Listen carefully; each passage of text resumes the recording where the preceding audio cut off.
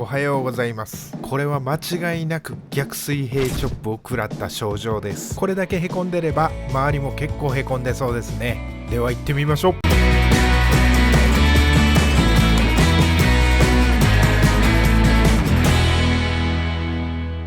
とりあえず全体的に研磨していきます。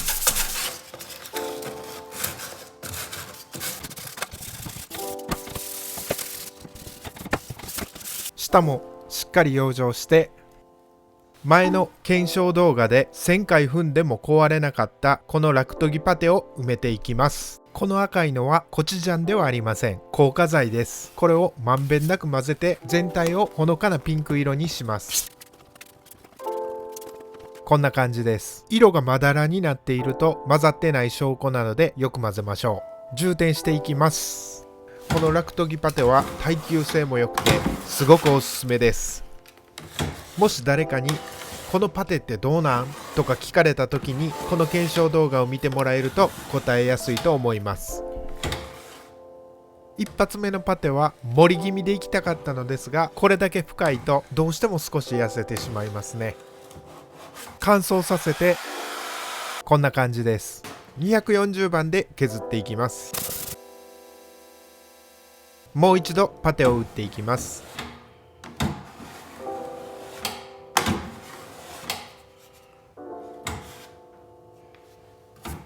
乾燥してこんな感じ。またひたすら研磨していきます。パテ打って乾燥させて研磨、これを繰り返して面を作ります。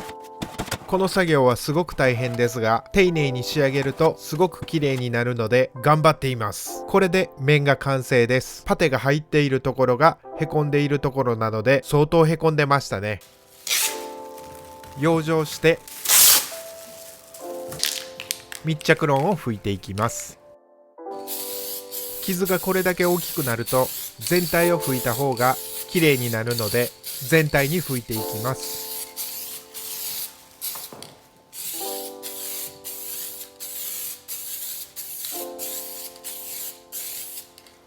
乾燥させてアイカ5813を拭いていきます。まずは傷の部分が消えるように拭いていきます。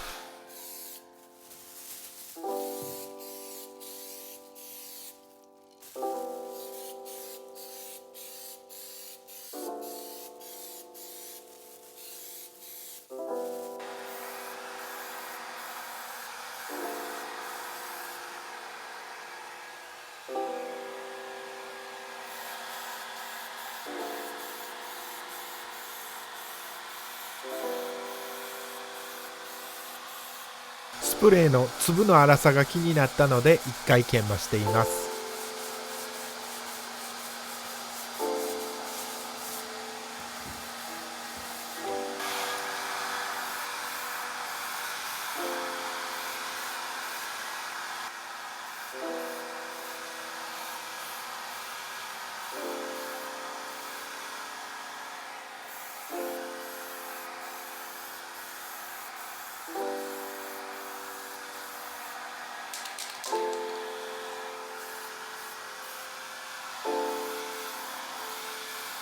この辺りから全体的に塗っていってます。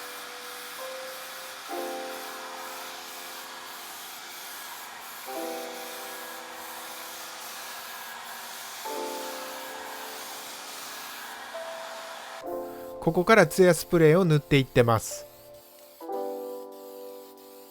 結構拭いていってますが、垂れないように気をつけて拭いています。